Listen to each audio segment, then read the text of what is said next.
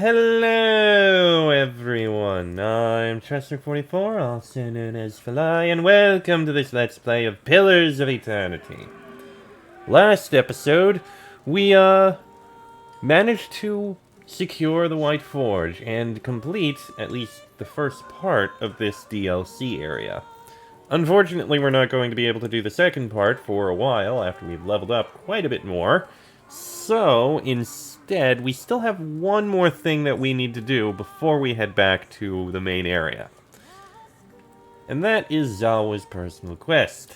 Zawa is ready. We need to talk to him in order to continue it.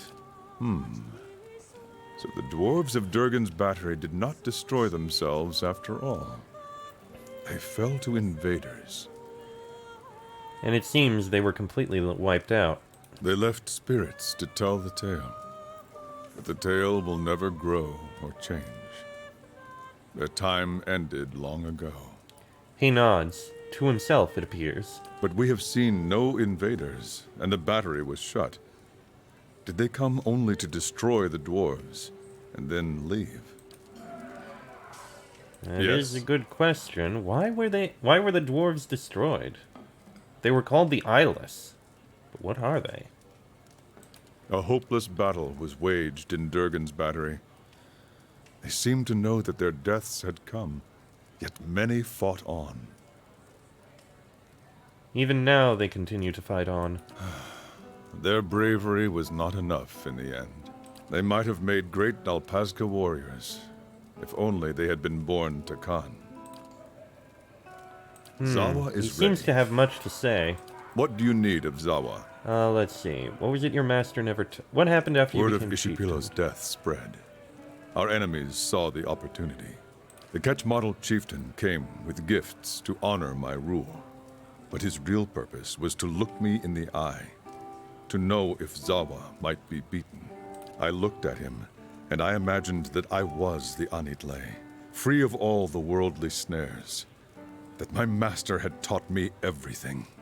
When he turned to leave, I saw he wore a secret smile, and I knew I had failed. 3 days later, they attacked. They were many times greater than our numbers.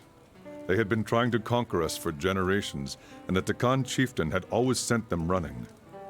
The power of the Anitle. He shakes his head. In my heart, I knew we would lose. And it would be because I was not the Anitle. What did you do? What we had always done. I gathered my Nalpazka warriors and led a charge into the belly of their army. The Nalpazka believed Zawa was the Anitle, and it gave them strength. For their sakes, for Takan, I believed it too. My mind found a place it had never reached before. I could see my enemies' moves before they made them. I could see my own actions in front of me, the path to victory. I did as I saw, and the Ketchmodel fell in heaps. And then the Ketchmodel chieftain came to face me, and he knew Zawa was not the Anitle.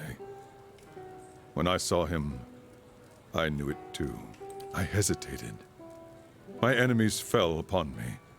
One by one, the Nalpazka were defeated, and Takan was conquered. What became of your people? Zawa takes a slow breath. Of the men, they made slaves. Of the women, they made wives. Their way is to absorb the conquered, make them forget themselves. If Ketchmodel defeated you, how did you survive? They take you alive if you are a chieftain. They break your body and your spirit. Then they show you to their people and to yours, broken. After that, they cut off your head so that they may drink your soul from it. He flicks his fingertips casually across his throat.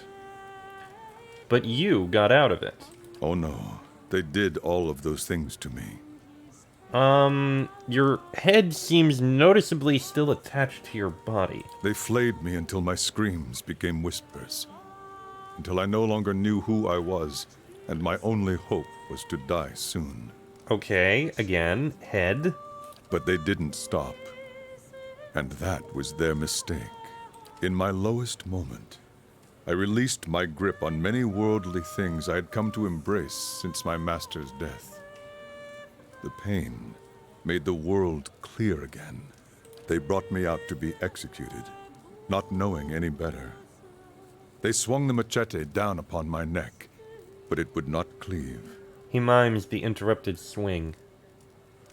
Each hack of the knife brought great pain, and the pain showed me glimpses of pure truth. For a moment at a time, I was the Anitle. I broke my bonds by seeing beyond them. I slew my executioner by knowing I would slay him. Were you able to free your people after that? All at once, Zawa seems to deflate. No. When the pain faded, so did my enlightenment. But it was enough to make my escape. I swore to return when my soul was ready to defeat the Quetzalcoatl. When I had rediscovered my master's lost secrets. Alright. You said you swore to return to liberate your people. Did you ever free them? No. I searched my empty homeland for any trace of Ishipilo's knowledge, but I knew he had left none. It would have been too dangerous. When that failed, I began searching the land to see if knowledge of the Anitle had come from abroad. I visited temples and monasteries. All the while, Zawa was trying to find the answer within himself as well. Meditation, Malkachoa, 1,000 practices he had learned as Nalpazga or dreamed on his own. He becomes nearer to the Anitle every day, but his soul is not free. Why not He try... is not the Anitle. Well, why not try to free them anyway if you're close? The final step is the difference between invincibility and certain failure. Quetzalcoatl has only grown over time, swallowed all its rivals. It would take no less than the Anitle to free and protect the Takan now. What if you die without rediscovering your master's knowledge? Then the Takan will be no worse off than they are now. But they do deserve better. Well, is there perhaps any way I can help? Perhaps there is. In my journey to Stalwart, I passed through a place that put my soul on edge. I don't know what it was about the place, but I had intended to return there after I had fulfilled my pledge to Stalwart's mayor. The answers I search for now are of the soul, and such resonances should not be ignored. I believe the locals call the place Whitestone Hollow. It lies east of Stalwart. I would return there and explore its energy, if we should pass that way. You would... Whitestone Hollow. I have a feeling that is, actually not a region we can get to right now. Yeah. I guess that's another thing we'll have to do Got it. in the next one. In the second part. So, I thought we could complete it now, but clearly I was wrong.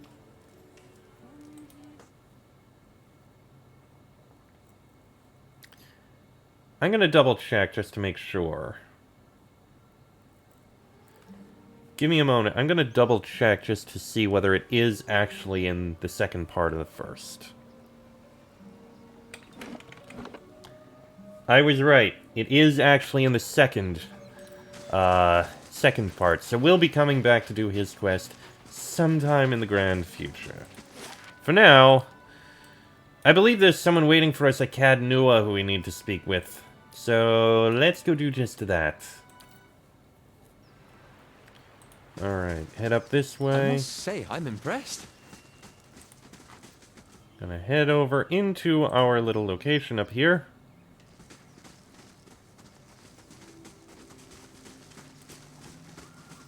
Into our little keep. What is it that we need to speak with? Okay, Devil of Karak is dealing with that. Lord Sidrock, a wealthy noble. Okay. So this Lord Sidrock should be here somewhere. Ah, there they are. Ah, it's good that you're here. I simply must speak with you, my lady. Very well, let's hear it. And he strides to the throne.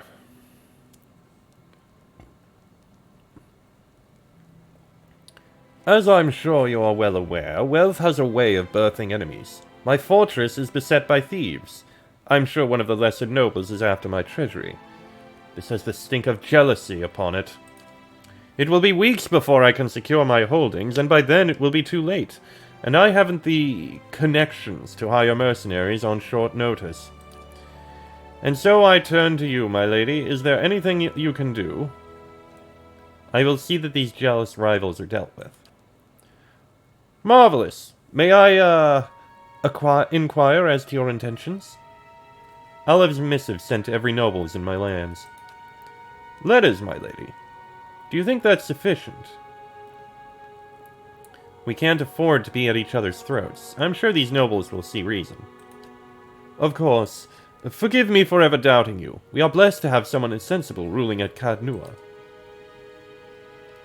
Hopefully that'll be enough. Do we have anything here at Forwind? Let's talk about my army. What special allies do I have available? Several crag ogres from the Flames at Whisper Clan will join with my infantry. Well, that's useful. Ha! Status of regular troops, as good as I can be. And that's all we got. Oh, yes, believe it or not, but your friends in the Flames at Whisper Clan have heard about your trouble with Lord Gathbin. Matron Baragon said something about a vision. In any case, a messenger from Stalwart said that Baragon is sending some of her clan to your aid. Okay. That is actually good. We have some aid coming. I think I have a few items that I can sell, but not much. I think I did sell most of the stuff that I had. Gods keep you. So, let me at least just sell these. And we don't really have anything else to sell. Anything to pick up? Yes, there is actually a fair bit of things to pick up. Mostly just resources for upgrading. Well, I do have the Blind Monk's Venom, but I'm never going to use it. Also, why did you weren't supposed to take that there? That's not supposed to happen. Okay, Do I have level ups to give to any of my companions? I think I gave level ups in the last one. Lord Sidrock has been dealt with. That's good. The Devil of Karok is dealing with that. We have 3 more turns, so 3 more quests to complete in order to do that. Upgrades are all done. Very well. I have Farewell. anything that I can upgrade with them? Come on. There we go. No, they've all taken care of their quests of upgrading them and everything. Okay, I forgot about that. It's been a week. So, May Wal watch your step. we need Adair, Kana, Durance, Aloth, and Sagani is still hunting. While I would like to continue upgrading... What is Palagina's sword like at the moment? So I know she's still working on it. 10 vessels or 50 enemies, and she's only killed 3 and 6. Oh god, she's gonna be working on that for a long time. Okay. No, not her. We'll take Sagani, because... Okay, Aloth completed his quest. Durance is still working on his. Kana completed his. Adair is still working on his quest. And as for the rest of these 3... Well, this one's already done. The Devil's done her quest. These 2 we won't be able to do until we get to the second one. And Haravius and Palagina need to head to a region we haven't been to yet. So we do still have quests that need to be taken care of. As for the quest that we have here, let's see. Hermit of Hadra... I just remembered. There's actually a quest that I missed out on over in Hadrat House. So we'll go and grab that. That's over to Deerford Village. We'll have to get over to that. Rest beyond the boundaries of the White March, and we'll get another message about that. Secrets of the Takan. Okay. Burden of Memory. That's those two. That's Haravius. The Siege of Cragholt is very difficult and a late-game thing. Battle of Yunwood Field, that's a later thing. That's Pallegina, Twin Elms. This is the Audra Arch in the Woods. That's Sagani. That's the Endless Paths. Continue to know Durance. That's Adair's Quest. Nalrin the Wise, we haven't been to Elmshore yet. And the Blade of the Endless Paths. So yeah, most of the quests we have are that kind of stuff. Let's get a rest so that we can actually have it. I'm going to boost mechanics because I feel like we... go with perception. As you sleep, you are buoyed and buffeted by the vagaries of dreams. They tumble and thrash about you and fill your mind's eye with pale, glittering motes. They resolve into a light snowfall and a biting northerly wind. You recognize the mountains of the White March rising around you, and you shiver. You see Stalwart a few miles away, quiet and still but for a few curling streams of smoke rising from the chimneys. Durgan's battery is perched above it, its shadow stretching into the valley. Above it all, you hear a deep, low rhythm. At first, it sounds like a distant drumming, but then it grows louder, cracking through the dry air and booming from the mountain peaks. It builds until you feel it reverberating beneath your feet. Watch and listen. Each thud becomes louder and faster than the next. Thunder echoes from the mountaintops as great sheets of ice and snow tumble down the slopes. But the rhythm keeps building, shattering frozen lakes like crystal saucers. New ravines split through the mountains as old chasms fill with snow and scree. A rock slide buries Stalwart, and Durgan's battery is shaken into rubble. Shadows rise over the mountains, the vanguard of a massive army. You flee. You tumble from the foothills and bound across the Deerwood, feeling the rumble of the advancing army all the while. Barricade yourself in Cadnua. Cadnua rises from the forest, its mended walls reaching out to you like a pair of strong arms. You barricade yourself within the great hall as the pounding grows closer still. It rattles the foundations of the great keep, and just as the masonry begins shaking loose, you hear an unholy battle cry coming from your courtyard. The ceiling collapses and sends a cascade of bricks and beams onto your head. You struggle to wakefulness, kicking at the bedding knotted around your legs.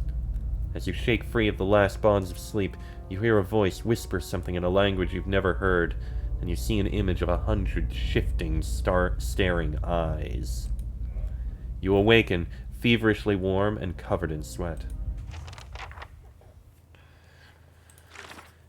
In my dream, the army came from the White March near Stalwart. Well, we'll be going back there many levels from now, because it's not for us. Not yet. We need to get stronger. So for now, we still have another 10 minutes, but there is, like I said, there's a quest series that I just remembered I had read about. So we're going to go grab that while I still remember it. Just gonna head down here. It'll be a bit of a run, but we'll get there. Yes, except we're heading to Brackenbury. A supplicant has arrived from Twin Elms seeking 1,000 gold or an escort.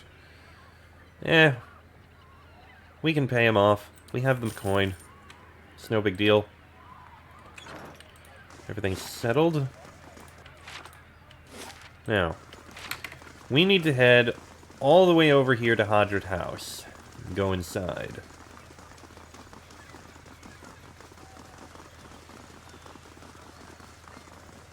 And head on in. We need to head... Actually, I think we can speak in... Yeah, I think the person's in here. Yes, Curran. How do you do? It looks as though you could use some help. So many secrets and trails in this city. You have to but turn a corner to find a fresh trace of something stolen, or someone missing. Unfortunately, we haven't the time to investigate them all.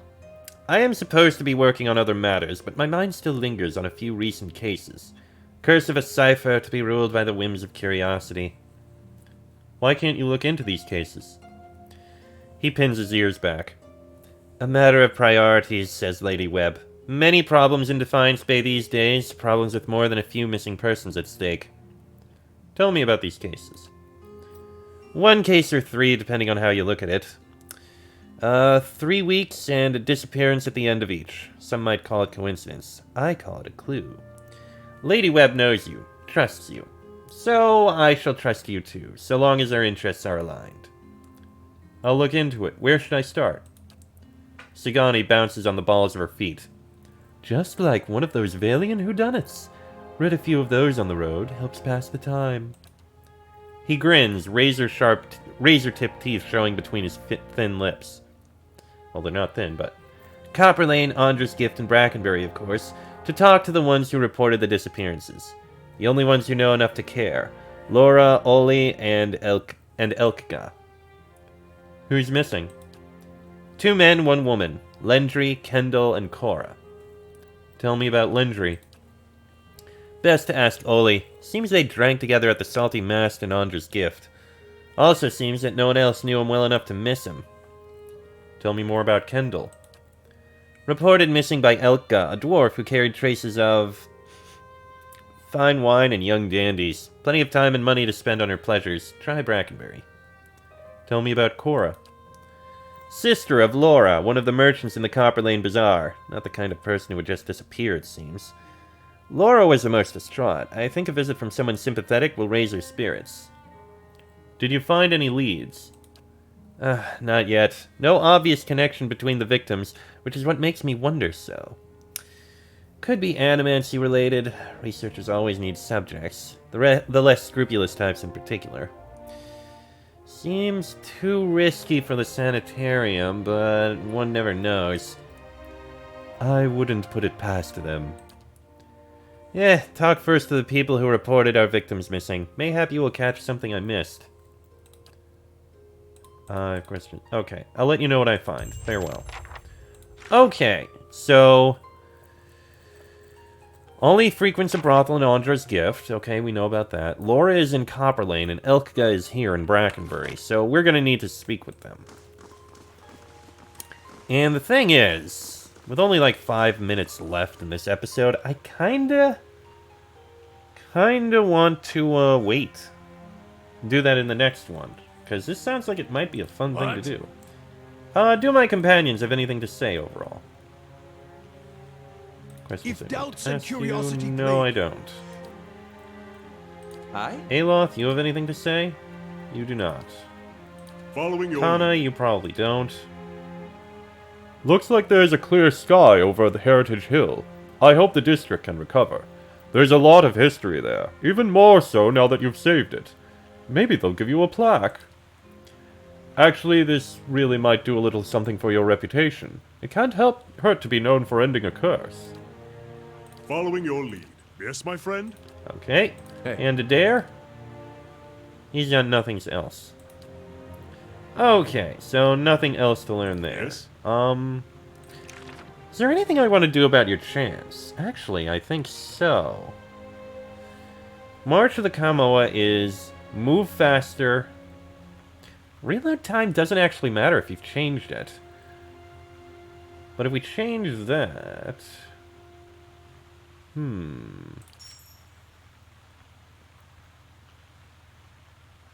That could be good. Chant 2 is the damaging one, which is drain a portion of endurance from all allies. Generates a field of terror, frightening them. And a hazard field causing burn and slash damage. So if I do that, and then that, that would be the damaging one. And A is the,